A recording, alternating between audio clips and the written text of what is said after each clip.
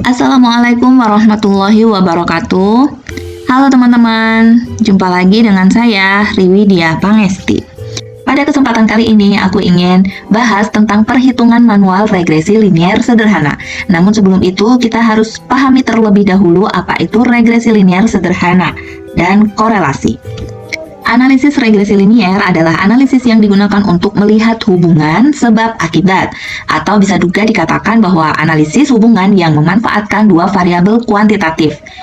Jadi variabelnya harus kuantitatif ya teman-teman, dapat menggunakan dua variabel atau lebih sehingga salah satu variabel atau peubah dapat diramalkan dari variabel lainnya.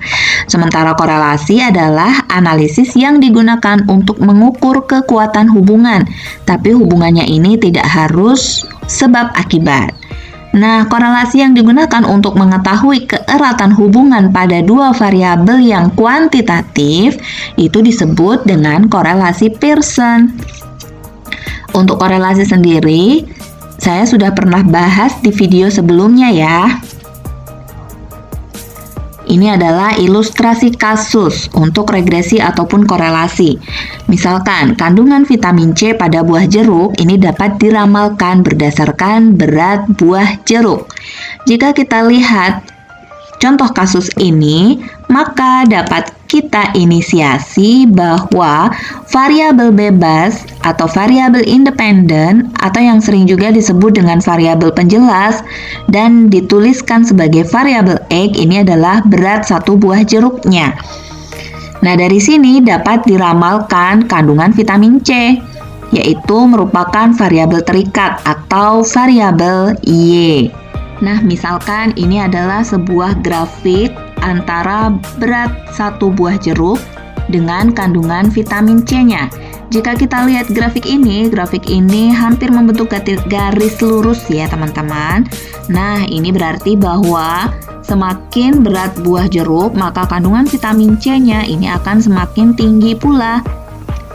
Ini ada ilustrasi kasus yang kedua, misalkan tentang emisi gas yang dikeluarkan oleh kendaraan itu dipengaruhi oleh jarak tempuh si kendaraan tersebut. Nah, kalau kita lihat contoh kasus ini, maka dapat kita lihat bahwa variabel bebasnya adalah jarak tempuh kendaraan, misalkan dalam 1000 km. Kemudian variabel terikatnya itu adalah emisi yang dikeluarkan, misalkan dalam ppm. Semakin jauh jarak tempuh kendaraan, maka akan mengeluarkan emisi yang semakin banyak pula. Oke teman-teman, ini kita langsung lanjut ke model regresi linier sederhananya ya. Ini adalah model regresi linier sederhana. Kenapa disebut sederhana? Karena di sini hanya terdapat satu X, satu variabel bebas. Nah, model regresi ini dapat diduga dengan persamaan regresi yang seperti ini. Jadi B0 dan B1 ini merupakan penduga bagi beta 0 dan beta 1. Selanjutnya B0 dan B1 dapat kita hitung melalui rumus ini.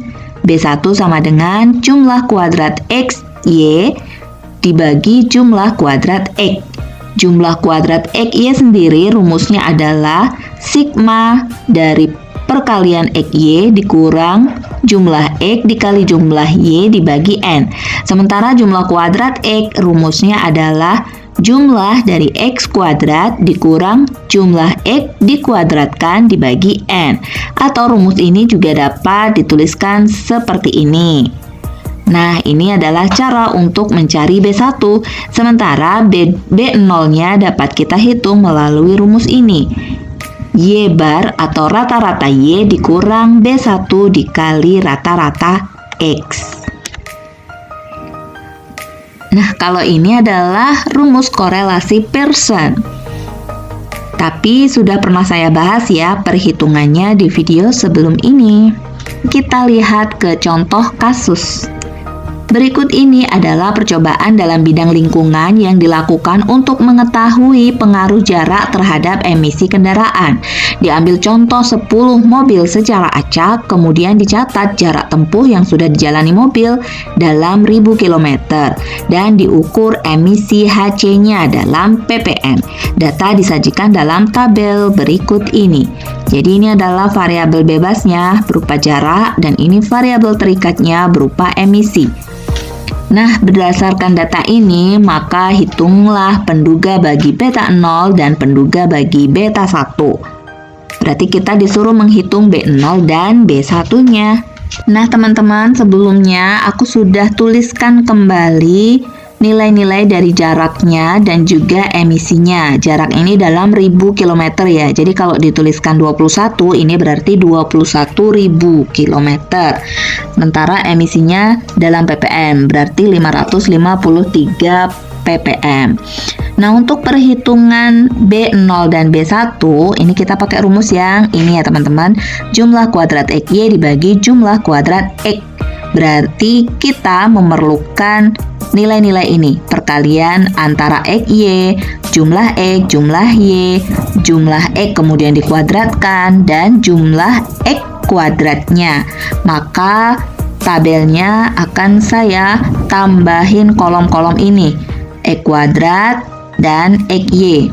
Kalau Y kuadrat ini digunakan untuk mencari nilai korelasinya. Oke, kita lanjut ya teman-teman. Pertama-tama kita cari dulu nilai X kuadrat. Sama dengan X dikuadratkan. Kita tarik saja. Lalu kita cari X dikali Y. Sama dengan X dikali Y. Enter saja. Lalu kita jumlahkan, ini kan kita butuh penjumlahannya, jadi kita jumlahkan dulu ya. Jumlah itu adalah sum.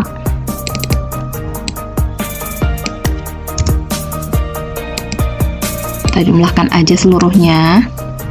Kemudian rata-rata, kita nanti mau cari B0-nya, ini membutuhkan rata-rata Y dan rata-rata X. Jadi kita buat rata-ratanya juga.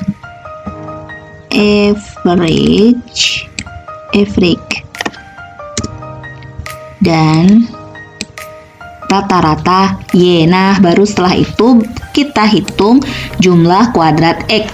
Kita pakai rumus yang ini ya teman-teman. Jumlah dari X kuadrat berarti sama dengan, ini adalah jumlah dari X kuadrat, kemudian dikurang jumlah X. Mana jumlah X? Ini dia, jumlah X dikuadratkan terus dibagi N. N-nya ada 10 karena terdapat 10 kendaraan. Enter saja. Kemudian kita cari jumlah kuadrat XY-nya juga. Sama dengan jumlah dari X kali Y. Gitu ya. Terus dikurang, buka kurung dulu jangan lupa. Lalu dikali jumlah X dikali jumlah Y dibagi N10. Enter.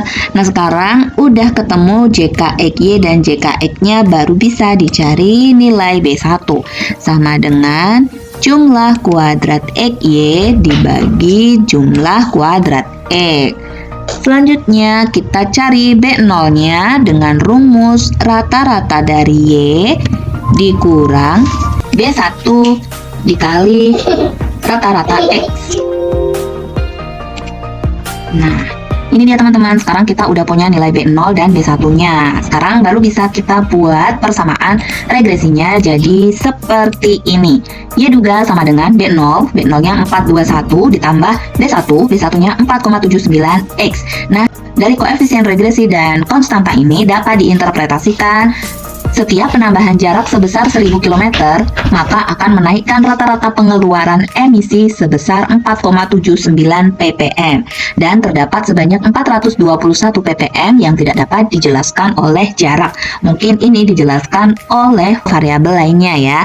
Jadi di sini dibilang bahwa jarak itu dapat menambah rata-rata pengeluaran emisi sebesar 4,79 ppm dalam 1000 kilometernya. X-nya. Seperti itu teman-teman, gampang sekali kan mencari koefisien regresi. Oke, selanjutnya aku mau juga coba cari korelasi lagi ya, Rx, Y, karena kan rumusnya gampang banget ya. Tadi kita udah cari JKX sama JKXY, sekarang kita cari JKY atau jumlah kuadrat Y. Ini kita kuadratkan dulu.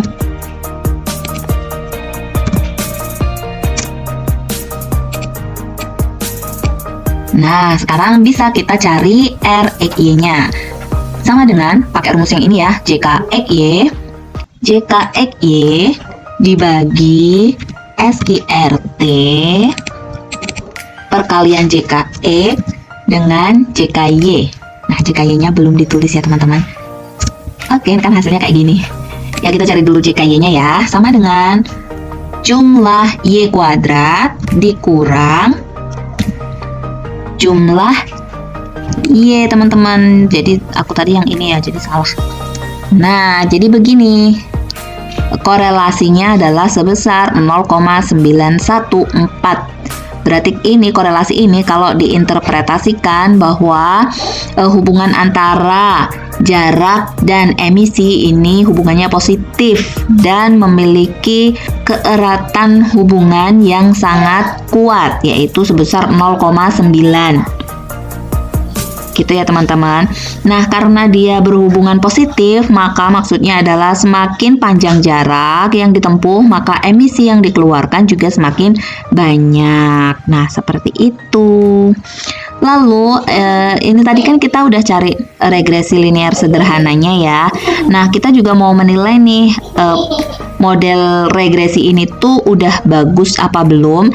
Nah, kita bisa lihat dari nilai R square-nya atau koefisien determinasi yang dirumuskan seperti ini. B1 dikali jumlah kuadrat XY dibagi jumlah kuadrat Y. Nah, nilai koefisien determinasi ini berkisar antara 0 sampai 1. Semakin besar nilai koefisien determinasi, semakin baik model regresi yang kita buat. Jadi coba kita lihat ya dengan rumus ini. Ini kan B1 dikali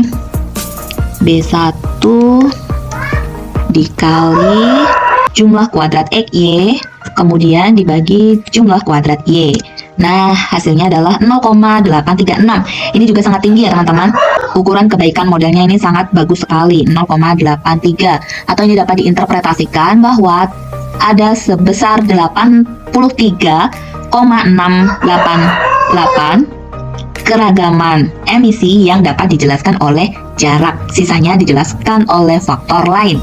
Nah, bisa jadi yang 421 ppm ini dijelaskan oleh faktor lain yang sebesar 0,16 tadi, yang sisanya 100 dari ini sisanya.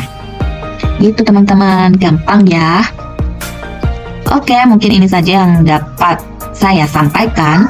Jika video ini bermanfaat, kalian boleh share ya seluas-luasnya.